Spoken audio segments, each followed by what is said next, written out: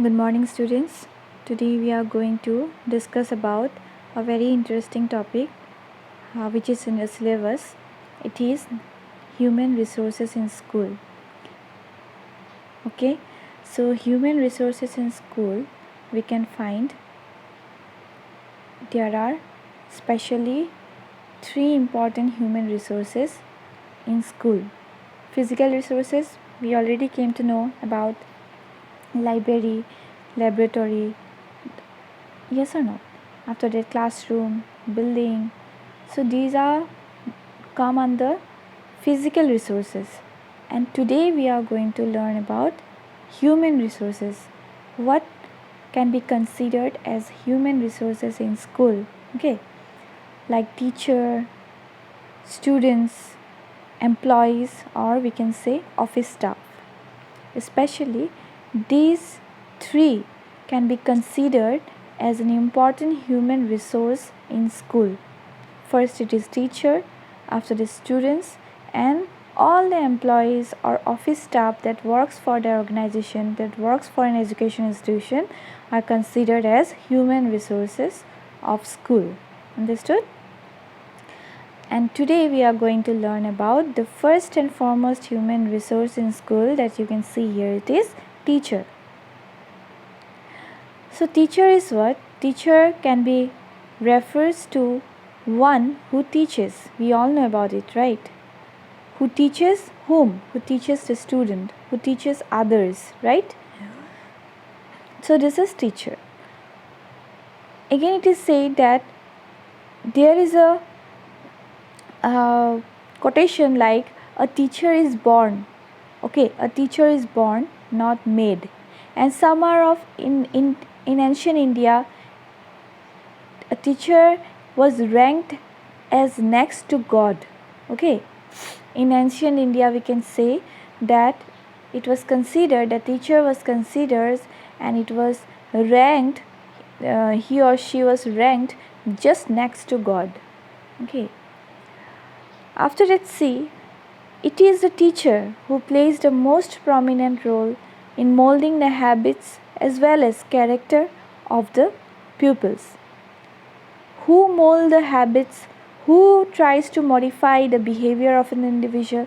Who tries to modify the behavior of a student in a classroom situation? It is none but a teacher. A teacher tries to modify the behavior of a student through his teaching learning process. Yes, through different methods of teaching that he adopts in the teaching learning process. So this is the teacher who plays the most prominent role in molding the habits as well as the characters of the pupils. That's why it is said that a teacher is considered as the fountain of facts, that the walking encyclopedia, and the universal provider of useful information to the young ones. So a teacher is considered as what? A teacher is considered as three important thing you can find here. One is he is considered as the fountain of facts. Okay, he is considered as the fountain of facts. From teacher we can able to know, we can gain knowledge, we can acquire knowledge regarding different facts of life, right? It is the teacher who is considered as the walking encyclopedia, where we can able to gain knowledge regarding varieties of things. Okay, after that he is also considered as the universal provider of useful information to whom? To the students, to the young ones. So it is regarding the teacher. Okay, and Sarvapalli Radhakrishna, according to him, the teacher is like the candle which lights others in consuming itself. Okay, this is what teacher is. Okay, now let's know some of the personal qualities of a teacher. It is very important. It usually comes in your exam. There are two questions like this. Like one is the personal qualities of a teacher, and the Other one is professional qualities of a teacher. Now we are going to discuss about personal. Right after this, we will going to discuss about the professional qualities of a teacher. Okay. Regarding personal qualities of a teacher, the first it is the tactfulness. That means the teacher, that tactfulness is very much necessary, as tactfulness is the first and most important quality of a teacher.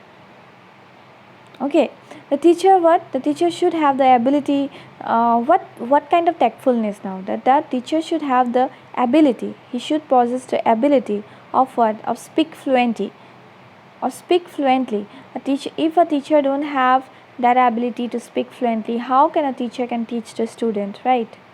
So it is very much important. After that, he should convey the message to the student beautifully, attractively, and also in an adequate speed.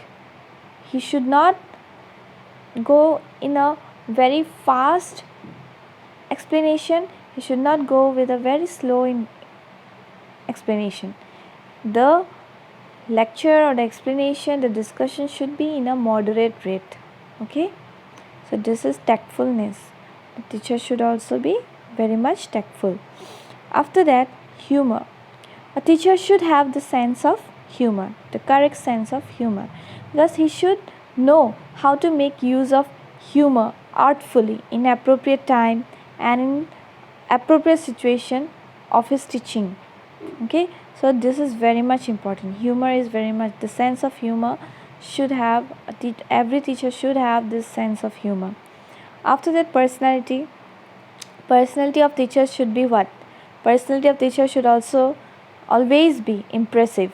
Okay, it is desirable that the teacher should be frank, should be free to the student, and always sincere.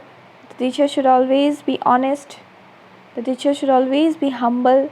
He should always be sympathetic towards student. Okay, he should always be helpful. He should have the nature of helping nature. It is very much important. So these are, he should always be straightforward. Okay, these are some of the personality that a teacher must have.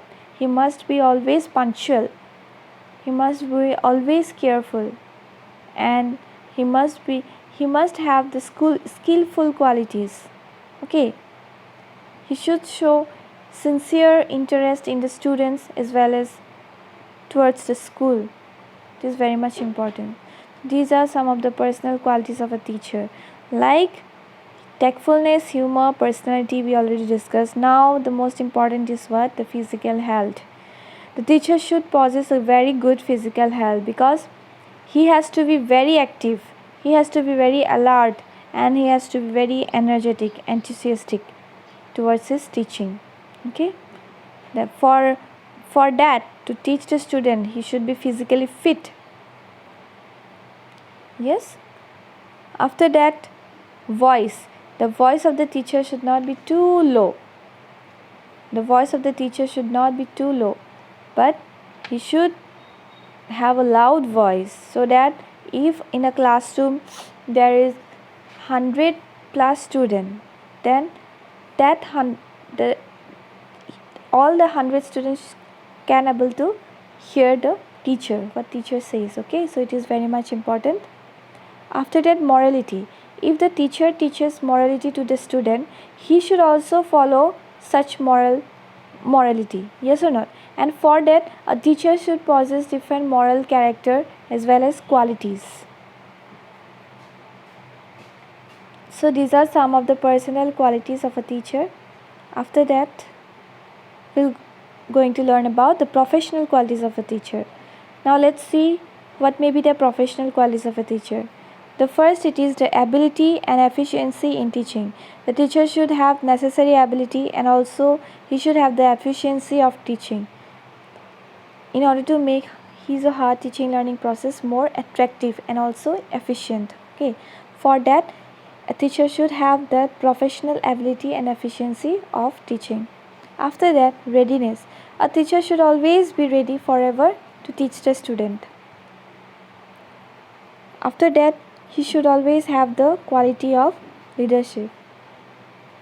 he is required to lead the student in every sphere of their life. So for that, a teacher should have that quality, that is the quality of leadership. After that, he should also have the interest for teaching. If the teacher do not have any interest for teaching, then he or she can't able to teach the student properly. He can't able to use different methods of teaching properly. So for that, interest for teaching is one of the important professional qualities of a teacher. After that, punctuality. A teacher should always be punctual. Teacher should be time conscious. A teacher should always be time conscious and punctual in his schools and other duties. Okay. After that, knowledge of child psychology is very much important, because every children a teacher can't use the same method of teaching. So for that, the knowledge of child psychology is needed, is very much important too, that a teacher should know about it. Teacher should have knowledge of child psychology in order to impart education according to the intelligence level of the student, according to the ability of the student, according to the interest of the student. So for that, knowledge of child psychology is very much important. After that, knowledge of method of teaching. There are different methods of teaching, like learning by doing method, discussion method, lecture method. So what method should be applicable for which stage of student is very much necessary, that a teacher should know. Okay, like for example, learning by doing method is applicable for what stage of student? Infancy, yes or not? After that, lecture method is applicable for what stage of student? It may be adolescence, it may be adult. Yes, so discussion method is also very much important. Demonstrative method is important. So all this the teacher should have the knowledge of all this method of teaching, so that he can able to teach more better during his teaching learning process. So these are the some of the important professional qualities of a teacher. I hope you all have understood. After that, teacher plays as a role as a facilitator. Okay, teacher plays a great role as a facilitator. The first thing is what? Teaching in order to impart knowledge. A teacher facilitates the students in order to receive knowledge, because the effort of the teacher is to what? The effort of the teacher is to equip the child for receiving knowledge. Yes, so it is very much important. He should always provide information about the subject matter. It is necessary. Okay, like a teacher, he is the supplier of different kind of information, right? A teacher can be considered as a supplier of different kind of information, and for supply all kind of information about the subject matter, a teacher have to prepare what? A teacher have to prepare a proper lesson plan. Teacher should supply vital information and important information about the subject matter, and which should be given in a planned manner. It should not be complicated, or it should not be confusing, but it should be the teacher should pass the information in a planned manner, okay, that arouse the curiosity among the students to learn more. So it is very much important. After that, the next point it is the organizing different co-curricular activities. A teacher should facilitate the student by organizing various curricular and co-curricular activities for the all-round development of the student. All-round development means so that the student can develop themselves physically, mentally, socially, emotionally, in all around. Okay, that's why it is considered as all-round development, and these co-curricular activities helps the student for their all-round development. After that, development of leadership among the student.